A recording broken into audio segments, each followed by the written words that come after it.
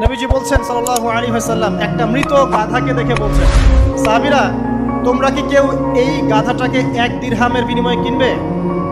কান কাটা মৃত বলে আছে, এই গাধাটাকে কিনবা 1 দিরহাম দিয়ে?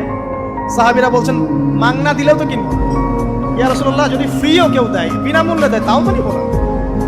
তখন নবী সাল্লাল্লাহু আলাইহি ওয়াসাল্লাম বলছেন, এটাই হচ্ছে আল্লাহর কাছে দুনিয়ার এক্সাম্পল। ওই মৃত গাধা তোমাদের কাছে যতটা না ইম্পর্টেন্ট, যতটুকু মূল্য রাখে, আল্লাহর কাছে এই দুনিয়া তার চেয়েও কম মূল্য রাখে। এই দুনিয়াতে তো সব ফয়সালা হবে না। আমরা তো হতাশ হয়ে যাই না যে দুনিয়াতে এমন কেন, এটা কেন, এটা কেন। দুনিয়া এটারই জায়গা। দুনিয়া সবকিছুর কনক্লুশনের জায়গা না, সবকিছুর পরিসমাপ্তির জায়গা হচ্ছে কিয়ামতের মাঠ। ওই দিন যে সফল সে সফল, যে ব্যর্থ সে ব্যর্থ। দুনিয়ার বাড়ি গাড়ি, স্ট্যাটাস, চাকরি বাকরি, ইজ্জত সম্মান, এটা সাফল্য ব্যর্থতার মানদণ্ড নয়, চূড়ান্ত মানদণ্ড নয়। চূড়ান্ত মানদণ্ড কি? ফামান যুহজিহা আনিন নার ওয়া উদখিলাল জান্নাহ ফাকাদ ফাজ। যাকে জাহান্নাম থেকে বাঁচানো হবে, জান্নাতে প্রবেশ করানো হবে, পুলসিরাত পার হতে পারবে, এই একমাত্র ব্যক্তি সফল। সাফল্যের সংজ্ঞাটা জেনে রাখবেন, তাহলে আপনি দুনিয়াতে হতাশ হবেন না ইনশাআল্লাহ। এবার কি হলো, যখন আদম আলাইহিস সালাম সমস্ত নাম শিক্ষা দেওয়া সমস্ত নাম বলে দিলেন, এখানে নাম মানে কিন্তু খালি নাম নয়, জ্ঞান বলে দিলেন, তখন আল্লাহ রাব্বুল আলামিন ফেরেশতাদেরকে বললেন, তোমরা সবাই এখন আদমকে সিজদা করো। ওয়া ইয কুলনা লিল মালাইকাতি ইসজুদু লি আদম। আল্লাহ পাক এবার বলছেন, আমি সমস্ত মালায়েকাকে বললাম তোমরা আদমকে সিজদা করো। ফাসাজাদু, সবাই সিজদা করলো, ইল্লা ইবলিস, ইবলিস সিজদা করলো না। কেন করলে না? ইবলিসকে বলা হচ্ছে, ইয়া ইবলিস মা মানাকা আল্লা তাসজুদা ইয আমারতুক। তোমাকে কে নিষেধ করলো সিজদা করতে ওই আদমকে যাকে আমি আদেশ করেছি? কে নিষেধ করলো? আর ইবলিস বলছে, খলাকতানি মিন নার ওয়া খলাকতাহু মিন তিন। আমাকে সৃষ্টি করেছেন আগুন দিয়ে, আর আদমকে সৃষ্টি করেছেন মাটি দিয়ে, আমি কিভাবে তাকে সিজদা করতে পারি? ইবলিস বলতে চাইলো যে আপনি যে বলছেন আদমকে সিজদা করো, আদম তো মাটির তৈরি, আমি তো আগুনের তৈরি, তাহলে আপনি ভুল বলছেন। না, আগুন কেন মাটির সামনে নত হবে? মাটি আগুনের সামনে নত হওয়া উচিত। তার কেয়াস হচ্ছে এমন, কেয়াস মানে কি? তার এটা কি? হ্যাঁ, তার এটা যুক্তি, তার এটা যুক্তি এবং দর্শন যে আমি কেন তাকে সিজদা করব? আমি তো আগুনের তৈরি, আর আদম হচ্ছে মাটির তৈরি। তো খলাকতাহু মিন নার ওয়া খলাকতানি মিন তিন, খলাকতানি মিন নার ওয়া খলাকতাহু মিন তিন। আমাকে সৃষ্টি করেছেন আগুন দিয়ে, আদমকে সৃষ্টি করেছেন মাটি দিয়ে। আবা ওয়াস্তাকবারা, আল্লাহ পাক বলছেন সে উদ্ধত হলো এবং অহংকার প্রদর্শন করলো। আর আল্লাহ পাক অনেক কিছু মাফ করে দেন, কিছু কিছু বিষয় আল্লাহ পাক মোটেই পছন্দ করেন। তার মধ্যে একটা হচ্ছে অহংকার, তার মধ্যে একটা হচ্ছে শিরক, তার মধ্যে একটা হচ্ছে অন্যের হক নষ্ট করা, তার মধ্যে একটা হচ্ছে আদম সন্তানকে হত্যা করা, তার মধ্যে একটা হচ্ছে বৃদ্ধ বয়সে ব্যভিচার করা, তার মধ্যে একটা হচ্ছে মুরতাদ হয়ে যাওয়া। ওই যে খ্রিস্টান হয়ে যাচ্ছেন না, খালি মরেন তারপর বুঝবেন, খালি মালাকুল মউত আসুন তারপর বুঝবেন। আল্লাহ রাব্বুল আলামিন বলছেন তার রাসূলের মাধ্যমে, কেউ যদি সাক্ষ্য দেয় আল্লাহ ছাড়া কোনো মাবুদ নাই, মুহাম্মদ সাল্লাল্লাহু আলাইহি ওয়াসাল্লাম শেষ নবী, ঈসা ইবনে মারইয়াম আল্লাহর প্রেরিত নবী, আল্লাহর পুত্র নন, জান্নাত সত্য এবং জাহান্নাম সত্য, এই 5টা বিষয় যদি কেউ সাক্ষ্য দেয়, ইনশাআল্লাহ সে জান্নাতে যাবে, তার আমল যেমনই হোক না। টাকার বিনিময়ে, চাকরির বিনিময়ে, সমাজসেবার নামে আর চিকিৎসার নামে ঈমান বিক্রি করে ফেললেন, সুবহানাল্লাহ, সুবহানাল্লাহ। তোমাদের এই পৃথিবীতে বেঁচে থাকার চাইতে মাটির তলে চলে যাওয়া ভালো। আবর্জনার কোনো প্রয়োজন নাই আল্লাহর এই জমিনে। এই মুসলিম উম্মার আবর্জনার কোনো প্রয়োজন নাই। এই মুসলিম উম্মার ইমানদার সাহসী তরুণ প্রজন্মের দরকার। আল্লাহ পাক কবুল করুন, আমিন। এরপরে কি হলো? ইবলিস সিজদা করলো না, আবা ওয়াস্তাকবার, সে উদ্ধত হলো এবং অহংকার প্রদর্শন করলো। এবার আল্লাহ পাক জিজ্ঞাসা করলেন, কেন করলে না? কেন করলে না? সে বলল যে আগুন দিয়ে সৃষ্টি করেছেন আমাকে, তাকে সৃষ্টি করেছেন আপনি মাটি দিয়ে, সো আপনি ভুল, আমি সঠিক, আমি কেন তাকে সিজদা করব? আল্লাহ পাক তখন আর তার প্রতি রহম করলেন না। আল্লাহ পাক তখন তাকে বলছেন, ফাখরুজ মিনহা, এখান থেকে বেরো। আল্লাহ পাক যেমন গফুর রহিম, আরহামুর রহিমিন, ঠিক তেমনি আল্লাহ পাক শাদীদুল ইকাব, কঠিন শাস্তিদাতাও বটে। আল্লাহ পাক শুধু কি দয়াই করবেন, শাস্তি দিবেন না? দিবেন। ফাখরুজ, অপদস্থ হয়ে, লাঞ্ছিত হয়ে এখান থেকে বের হয়ে যাও। এখানে অহংকার করার অধিকার তোমাকে দেওয়া হয় না, এখান থেকে বের হয়ে যাও। এবার ইবলিস বের হয়ে যাচ্ছে। বের হয়ে যাওয়ার সময় ইবলিস বলছে রব্বি। কি বলছে? রব্বি। দেখেন, ইবলিস আল্লাহকে বলছে রব্বি, মানে ইবলিস আস্তিক, ইবলিস কি আস্তিক ইবলিস আল্লাহ বিশ্বাস করে। ইবলিস বলছে রব্বি, হে আমার রব, আনজিরনি ইলা ইয়াউমি ইউবআসুন, আমাকে কিয়ামত দিবস পর্যন্ত অবকাশ দেন। আমাকে তো বের করে দিচ্ছেন, ঠিক আছে, আমাকে কিয়ামত দিবস পর্যন্ত অবকাশ দেন। শব্দ চয়ন হচ্ছে রব্বি, হে আমার রব, মানে ইবলিস কিন্তু নাস্তিক না। তাহলে এখন যারা এই যে এথিজমে বিশ্বাস করছেন, আসলে এরা কেউ নাস্তিক না, এরা ইসলাম বিদ্বেষী।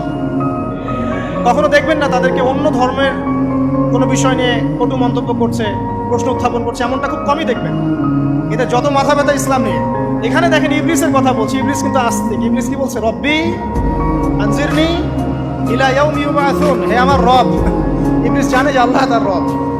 ওই যে সূরা হাশরের শেষের দিকে পড়ে দেখবেন ইবলিস বলে উকফুর, তোমরা কুফরি করো।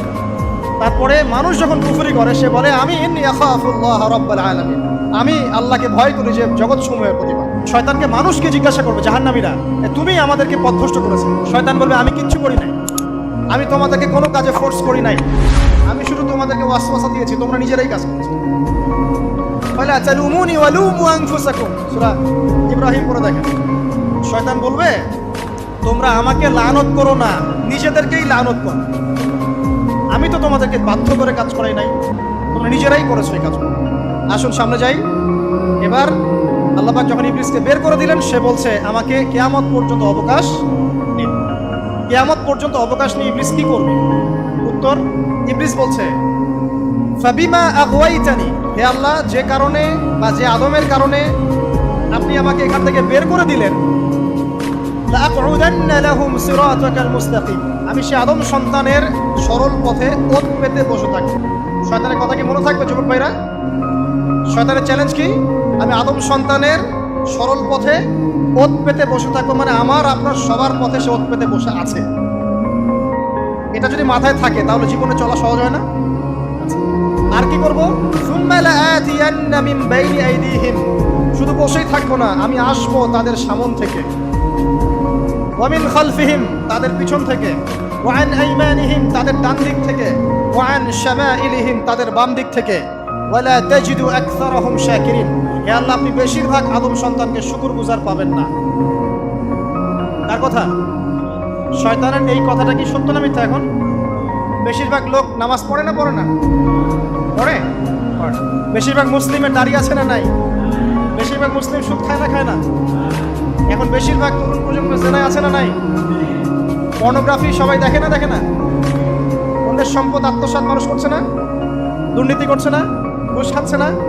ইসলামের বিধান 100% পালন করে কত পার্সেন্ট মানুষ? খুব কম।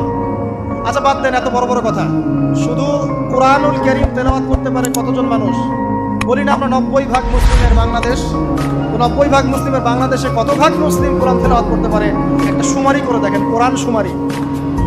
এটা কোরআন শুমারি করে দেখেন যে কত পার্সেন্ট মুসলিম শুদ্ধ করে কোরআন পড়তে পারে। যারা পড়তে জানে তাদেরও পড়া যে কত ভুল আছে আলেম ওলামার কাছে গেলে বুঝতে পারবেন। আর এই ভুলের কারণে যে অর্থ কত পরিবর্তন হচ্ছে আপনি তো জানেনই না। তো এই যে শয়তান বলেছে ওয়ালা তাজিদু আকসারাহুম শাকিরিন, আপনি বেশিরভাগই শুকরগুজার পাবেন। কথা সত্য না মিথ্যা? দেখেন ও কিন্তু তার মিশনের মধ্যে ঠিকই আছে। কথা যে সত্য তার প্রমাণ সহিহ বুখারীর একটা হাদিস, যেটা 4 বার এসেছে বুখারীর মধ্যে, যে আদম আলাইহিস সালামকে ডাকা হবে কিয়ামতের মাঠে, ডেকে বলা হবে তোমার সন্তানদের মধ্য থেকে জাহান্নামীদেরকে আলাদা করে দাও। আদম আলাইহিস সালাম বলবেন কতজনকে আলাদা করে দিব? আল্লাহ পাক বলবেন প্রতি 1099 জনকে জাহান্নামের জন্য আলাদা করে দাও। শয়তানের কথা ঠিক না ঠিক? এবার আল্লাহ রাব্বুল আলামিন তাকে বের করে দিলেন। ইবলিস এবার বের হয়ে গেল, চ্যালেঞ্জও করলো। এবার আল্লাহ পাক আদম আলাইহিস সালামকে ডেকে বলছে ইয়া আদম, এবার আদম আলাইহিস সালামের এই যে পাঁজর মানে বুকের পাঁজর, এখান থেকে তার সঙ্গিনীকে সৃষ্টি করা হবে। কারণ আদম আলাইহিস সালাম একাকী ছিলেন, একা একাকী থাকা যায়? একা একা থাকতে কষ্ট হয় না? একজন জীবন সঙ্গী লাগে না? তো আদম আলাইহিস সালামের এই বাম পাঁজরের হাড় থেকে হাওয়া আলাইহিস সালামকে সৃষ্টি করা হবে। সৃষ্টি করার পর আরো একটা ঘটনা আছে যে আল্লাহ রাব্বুল আলামিন আদম আলাইহিস সালামের পিঠের যে অংশটুকু আছে, এই অংশটুকু থেকে আগামীতে যত আদম সন্তান আসবে সবাইকে ছোট ছোট পিঁপড়ার আকৃতিতে সামনে নিয়ে দেখালেন। সুবহানাল্লাহ। যত আদম সন্তান আসবে আল্লাহ পাক সবাইকে আদমের সামনে দেখালেন এবং বললেন এই যে শুভ্র অংশ যারা, মানে সাদা অংশ যারা, তারা তোমার সন্তানদের মধ্য থেকে সবাই জান্নাতি। আর তোমার এই যে বাম পাশে যেগুলো কালো কালো ছোট ছোট আকৃতি দেখছো, এগুলো সব তোমার সন্তানদের মধ্য থেকে জাহান্নামী। আমরা দোয়া করি আমরা তাদের অন্তর্ভুক্ত না হই। এবার আল্লাহ পাক সবাইকে বললেন, সূরা আরাফের মধ্যে আসছে 182 নম্বর আয়াতে মনে হয়, আল্লাহ পাক বলেন আলাস্তু বিরব্বিকুম, হে আদমের সন্তানরা, আমি কি তোমার রব নই? আমি কি তোমাদের রব নই? আলাস্তু বিরব্বিকুম, আমি কি তোমাদের রব নই? আলাস্তু বিরব্বিকুম, আমি কি তোমাদের রব নই? আমরা সবাই তখন বলেছিলাম বালা ইয়া রব্বি, অবশ্যই আপনি আমাদের। আমরা এখন ভুলে গেছি না? আমরা সবাই এই সাক্ষী দিয়ে আসছি রুহের জগতে। আর রুহের জগৎ বলে একটা জগৎ আছে, অনেক জগৎ আছে। রুহের জগৎ একটা, দুনিয়ার জগৎ একটা, জিন জাতির জগৎ আলাদা, বারজাখ পরকালে যে কবরে রাখার পরে বারজাখের জগৎ একটা, আর দারুল করার যেটা হবে একদম জান্নাত জাহান্নাম, ওটা আরেকটা জগৎ। এই যে মহাবিশ্ব যে সম্প্রসারিত হচ্ছে, এক এক গ্যালাক্সিতে এক একটা জগৎ না, এরকম বহু জগৎ আছে। রুহের জগতে আমরা এই ওয়াদা আল্লাহর কাছে করে এসেছি। এটাকে আহদে আলাস্তু বলে। কি বলে? আহদে আলাস্তু, মানে আলাস্তু বিরব্বিকুম, আমি কি তোমাদের রব নই? আমরা বলেছিলাম হ্যাঁ আপনি আমাদের রব। একটা মজার কথা আছে এখানে, যখন আদম আলাইহিস সালাম দেখছিলেন তার সন্তানদেরকে সাদা সাদা আকৃতি ছোট ছোট, এর মধ্যে একটা সন্তানকে দেখে, একজন সন্তানকে দেখে তার প্রচন্ড ভালো লেগেছিল এবং তিনি অত্যন্ত সুদর্শন ছিলেন। তাকে দেখে তার প্রচন্ড রকম ভালো লেগেছিল। আল্লাহ পাককে তিনি জিজ্ঞাসা করলেন, হে আল্লাহ, আমার সন্তানদের মধ্যে কে এই সুন্দর সন্তান কে? আল্লাহ পাক বললেন, সে হচ্ছে তোমার সন্তান দাউদ। কি নাম? দাউদ আলাইহিস সালাম। আপনাকে বলে রাখি, আদম আলাইহিস সালামের ব্যাপারে যেমন আল্লাহ পাক বলেছেন আদম আমার খলিফা, ঠিক দাউদ আলাইহিস সালাম সম্পর্কেও আল্লাহ পাক বলেছেন দাউদ আমার খলিফা। বুঝতে পারলেন? কোথায় আছে? সূরা সাদ পড়ে দেখেন। ঠিক আদম আলাইহিস সালাম সম্পর্কে আল্লাহ পাক বলেছেন না যে আমি পৃথিবীতে খলিফা পাঠাচ্ছি, ঠিক দাউদ আলাইহিস সালাম সম্পর্কেও আল্লাহ পাক বলেছেন দাউদ আমার খলিফা। ইয়া দাউদ ইন্না জাআলনাকা খলিফাতান ফিল আরদ ফাহকুম বাইনান নাসি বিল হক ওয়া লা তাত্তাবি'ল হাওয়া। আয়াতটা পড়ে দেখবেন, ওইদিকে আমি পরে আসছি। তো ওই সন্তানকে দেখে তার এত ভালো লাগলো, আল্লাহর কাছে তিনি জিজ্ঞাসা করছেন, হে আল্লাহ, আমার এই সন্তানের হায়াত কত? আল্লাহ পাক বলছেন, তোমার এই সন্তানের হায়াত হচ্ছে 60 বছর। কত বছর? 60 বছর। আর আমাদের উম্মতে মুহাম্মাদের কিন্তু গড় আয়ু এরকম 60-65, এর বেশি না গড় আয়ু। তখন আদম আলাইহিস সালাম বলেন, আল্লাহ, আমার হায়াত থেকে তাকে 40 বছর দিয়ে দাও। আমার হায়াত থেকে তাকে 40 বছর দিয়ে দাও। আল্লাহ পাক তাকে 40 বছর দিয়ে দিলেন। তাই আদম আলাইহিস সালামের 1000 বছর হায়াত হয়ে গেল 960 বছর, আর দাউদ আলাইহিস সালামের 40 বছর হায়াত হয়ে গেল 100 বছর। এখন আসেন এই জায়গায় যে আদম আলাইহিস সালাম এবং দাউদ আলাইহিস সালাম দুইজনকে আল্লাহ পাক কি বলেছেন? খলিফা। খলিফা কে? খলিফা কাকে বলে? এটা একটু শুনে নিন ছোট্ট করে। সূরা সাদ পড়বেন 24 কি 26 নম্বর আয়াত। আল্লাহ পাক বলেছেন, ইয়া দাউদ, হে দাউদ, খলিফার কাজ কি এটা শুনেন। হে দাউদ, ইন্না জাআলনাকা খলিফাতান ফিল আরদ, নিশ্চয়ই আমি আল্লাহ তোমাকে পৃথিবীতে খলিফা করেছি। কি করেছি? খলিফা করেছি। তোমার কাজ কি? ফাহকুম বাইনান নাসি বিল হক, মানুষের মাঝে আল্লাহর বিধান দ্বারা হকের মানদণ্ডে বিচার ফয়সালা করবে। তাহলে আল্লাহর খলিফার দায়িত্ব কি? আল্লাহর বিধান দ্বারা বিচার ফয়সালা করা। ওয়ালা তাত্তাবি'ল হাওয়া, তুমি নিজের প্রবৃত্তির অনুসরণ করবে না। ফায়ুদিল্লাকা আন সাবিলিল্লাহ, তাহলে তোমাকে এটা সরল পথ থেকে বিচ্যুত করে দেবে। ইন্নাল্লাযীনা ইউদিল্লুনা আন সাবিলিল্লাহ, নিশ্চয় যারা আল্লাহর পথ থেকে বিচ্যুত হয়ে যায়, লাহুম আযাবুন শাদীদ, তাদের জন্য কঠিন শাস্তি আছে। বিমা নাসু ইয়াউমাল হিসাব, এই কারণে যে তারা হিসাবের দিনটা ভুলে গেছে। এই আয়াত থেকে খলিফার ফাংশন বুঝতে পারলেন? খলিফার ফাংশন কি? আপনি যা ইচ্ছা তাই ফয়সালা করবেন, নিজের মন গড়া যা ইচ্ছা রচনা করবেন। ফাহকুম বাইনান নাসি বিল হক, মানুষের মধ্যে হকের মানদণ্ডে বিচার ফয়সালা। হকটা কি জিনিস? আমার দর্শন হক, আমার ফিলোসফি হক, আমার যুক্তি, আমার বিজ্ঞান, এগুলোই হকের মানদণ্ড। হকের মানদণ্ড কি? কোথায় উত্তর আছে? কোরআনেই উত্তর আছে। কোন সূরা? সূরা কাহফ। কত নম্বর আয়াত? আয়াত নাম্বার 29। আল্লাহ পাক বলছেন, ওয়াকুলিল হাক্কু মির রাব্বিকুম, হক সেটাই যা তোমার রবের পক্ষ থেকে নাযিল। কথা কি ক্লিয়ার? হক কি জিনিস? যা তোমার রবের পক্ষ থেকে নাজিল হয়। ফামান শাআ ফালইউমিন, যার ইচ্ছা হয় সে স্বীকার করুক। ওয়ামান শাআ ফালইয়াকফুর, যার ইচ্ছা হয় সে অস্বীকার করুক। ইন্না আ'তাদনা লিযালিমিনা নারান, অস্বীকারী জালেমদের জন্য আমি আগুন প্রস্তুত করে রেখেছি। তো এখানে আপনি হকের সংজ্ঞা পেলেন এবং হকের মানদণ্ডে বিচার ফয়সালা করলে পরে খলিফা হয়। যদি আল্লাহ পাকের হকের মানদণ্ডে কেউ ফয়সালা না করে সে আল্লাহর খলিফা নয়, সে শয়তানের খলিফা। কথা কি ক্লিয়ার? আচ্ছা, এখন যদি আপনি বাধ্য হন কোনো ক্ষেত্রে সেটা আলাদা বিষয়, বাধ্য হয়েছেন সেটা আলাদা বিষয়, কিন্তু আকীদা স্পষ্ট থাকতে হবে যে আল্লাহ রাব্বুল আলামিনের বিধান চূড়ান্ত, এর উপর কোনো বিধান। এখন আপনি আদম এবং দাউদ আলাইহিস সালামের মধ্যে একটা সম্পর্ক বুঝতে পারলেন। এবার আল্লাহ পাক আদম আলাইহিস সালামকে ডাকলেন, ডেকে বলছেন, আদম এবং হাওয়া, তোমরা দুজন উসকুন আনতা ওয়া যাওজুকাল জান্নাহ, এবার তুমি আর তোমার স্ত্রী হাওয়া তোমরা জান্নাতে থাকো। ফাকুলা মিনহা রাগাদান হাইথু শি'তুমা, জান্নাতের যেখান থেকে ইচ্ছা তোমরা ফল খাও বা যা ইচ্ছা তাই করো, সবকিছু উন্মুক্ত তোমাদের জন্য জান্নাতে। একটা বিষয়, ওয়ালা তাকরাবা হাদিহিশ শাজারা, এই যে গাছটা দেখছো এই গাছের কাছেও যাবে না। এখানে শব্দ এমন না যে গাছের ফল খাবে না, শব্দ হচ্ছে এমন গাছের কাছেও যাবে না। যেমন ওয়ালা তাকরাবুজ জিনা, জেনা করবেন আল্লাহ পাক বলেননি, বলেছেন জেনার কাছেও যাবে না। ওয়ালা তাকরাবু মালাল ইয়াতীম, ইয়াতীমের মাল খাবে না আল্লাহ পাক বলেন নাই, আল্লাহ বলছেন ইয়াতীমের মালের কাছেও যেও না। আমি কি বুঝাতে পারছি? এই গাছের কাছেও যেও না। এবার জান্নাতে তারা থাকতে লাগলেন। এবার ইবলিস তো আর হাল ছেড়ে দেয় নাই, সে কি বলেছিল, ডান বাম সামন পিছন সব দিক থেকে আসো। সে এসে ওয়াসওয়াসা দেয়। কি ওয়াসওয়াসা দেয়? হে আদম হাল আদুল্লুকা, আমি কি তোমাকে বলে দিব, আলা শাজারাতিল খুলদ ওয়া মুলকিন লা ইয়াবলা, হে আদম আমি কি তোমাকে বলে দিব এমন একটা গাছের কথা যেই গাছের ফল খেলে পরে তুমি চিরস্থায়ী জীবন লাভ করবে, কোনোদিন মারা যাবে না। এই চিরস্থায়িত্বের টোপ দিচ্ছে কে? এই চিরস্থায়ী ক্ষমতার টোপে মানুষ পথ হারাচ্ছে না পৃথিবীতে। ওয়া মুলকিন লা ইয়াবলা, এমন রাজত্ব পাবে যেই রাজত্ব কখনো ক্ষয় হবে না। চিরস্থায়িত্বের টোপ, রাজত্বের টোপ, এই দুটোই হচ্ছে পৃথিবীতে মানুষকে পথভ্রষ্ট করার শয়তানের অস্ত্র। কথা মনে বুঝতে পারেন না? আমার মাথার উপরে যাচ্ছে, বুঝতে পারবেন ইনশাআল্লাহ। তো টোপ দিচ্ছে দুইটা, হাল আদুল্লুকা আলা শাজারাতিল খুলদ ওয়া মুলকিন লা ইয়াবলা। করতে করতে করতে করতে একদিন সত্যি সত্যি আমাদের পিতামাতা সেই গাছের কাছে চলে গেলেন। যখনই চলে গেলেন, ফালাম্মা যাকা শাজারা, যখন তারা গাছের কাছে চলে গেলেন, বাদাত লাহুমা সাওআতিহিম, তাদের পরনে যে জান্নাতি কাপড় ছিল হাবাস করে খুলে গেল।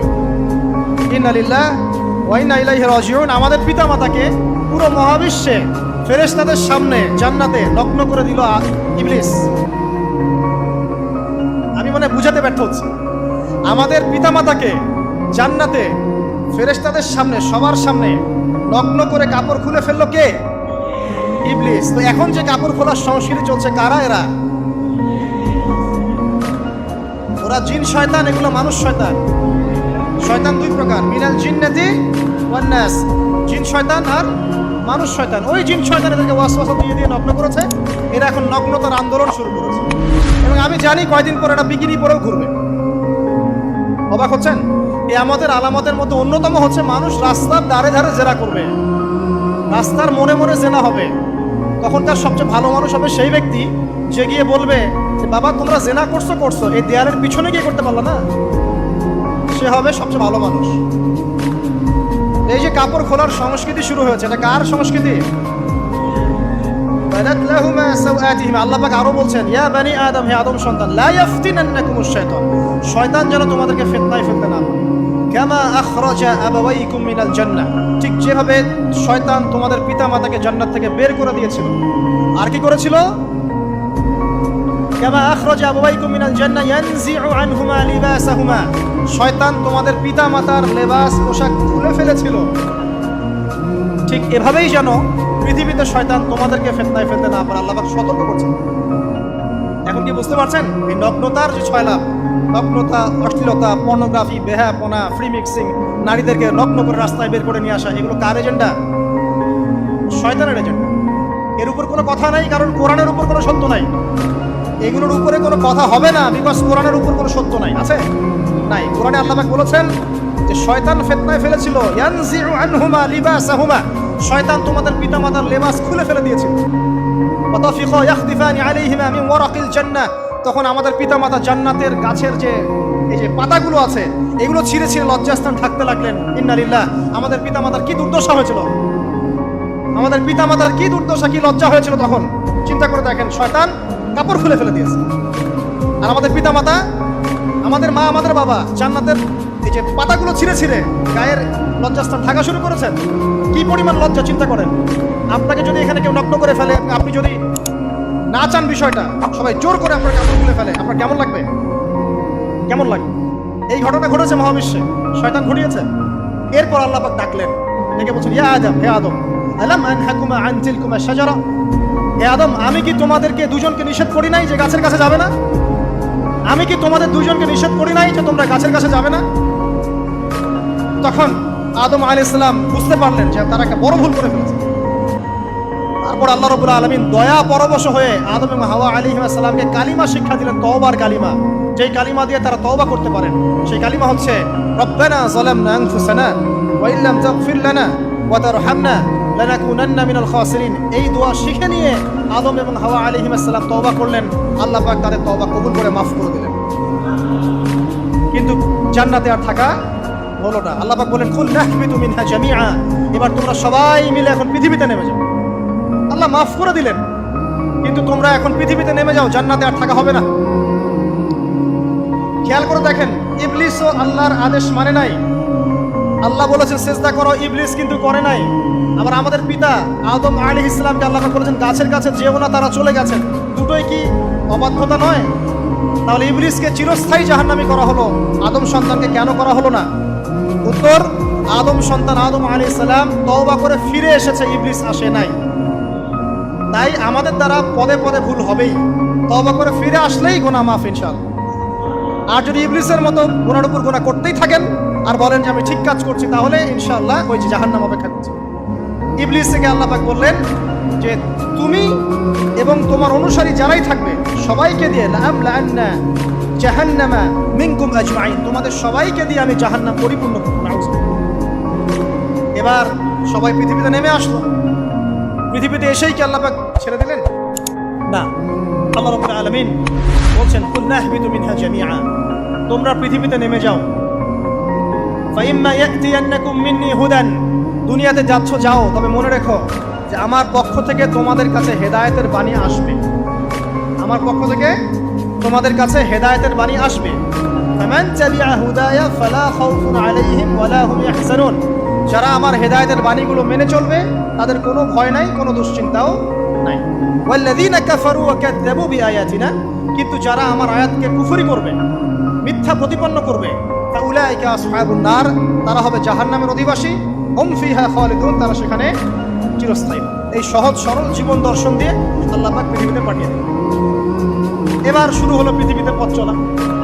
পৃথিবীতে পথ চলার ক্ষেত্রে অনেক কিছু সৃষ্টি করতে হলো, আবিষ্কার, কৃষিকাজ, এটা ওটা সবকিছু।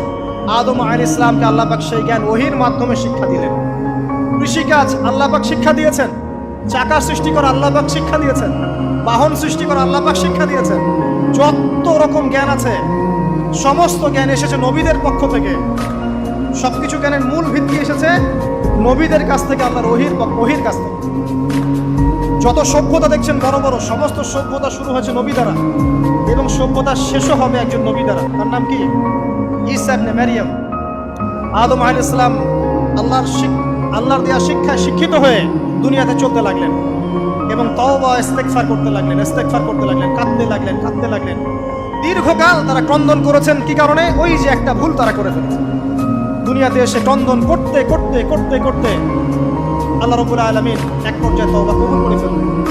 এবার সামনে যান, তাদের সন্তান হলো হাবিল এবং কাবিল। নাম শুনেছেন? শোনেন নাই? হাবিলের কুরবানি কবুল হয়, কাবিলের কুরবানি কবুল হচ্ছে না। বিকজ কাবিল এর কুরবানির মধ্যে ইখলাস নাই। ভাইয়ের কুরবানি কেন কবুল হচ্ছে, আমারটা কেন হচ্ছে না? হিংসার বশবর্তী হয়ে কাবিল হাবিলকে হত্যা করে ফেললো। নবী পরিবারের সদস্য হয়েও কাবিল এরকম অন্যায় করে ফেলল। আর কি হলো? রাসূল সাল্লাল্লাহু আলাইহি সাল্লাম বলেছেন, পৃথিবীতে যত মানুষ অন্যায়ভাবে নিহত হবে, পৃথিবীতে যত মানুষ অন্যায়ভাবে খুন হবে, সমস্ত খুনের পাপের একটা অংশ কাবিলের আমলনামায় যুক্ত হবে। কারণ সেই প্রথম খুন চালু করেছে। এই যে আজকে গুনাহে জারিয়া চালু করছেন না, সুদী এনজিও, সুদী সমিতি, সিনেমা হল, এইটা ওইটা, মদের বার, যত গুনাহে জারিয়া চালু করছেন, মৃত্যু হবে, কবরে যাবেন ঠিকই, কিন্তু গুনাহ কমবে না ইনশাআল্লাহ। মনে করেন একজন নগ্ন ছবিতে অভিনয় করেছে, ঠিক আছে, এখন নাই পৃথিবীতে, বা কেউ অশ্লীল গান বাজনা করে দুনিয়া থেকে বিদায় নিয়েছে, দুনিয়াতে তার গান এখনো বাজছে, সে কবরে শুয়ে শুয়েই সেই গুনাহগুলো পাচ্ছে। ঠিক আপনি যদি এখন ভালো কোনো কাজ করেন, তিনি কোনো ভালো কাজ করেন, মসজিদ হোক, মাদ্রাসা হোক, এতিমখানা হোক, বিধবাদের কোনো প্রকল্প হোক, বৃদ্ধাশ্রম হোক, মানবতার কোনো কল্যাণমূলক কাজ হোক, মৃত্যুর পরেও ইনশাল্লাহ আপনি নেকি পেতে থাকবেন।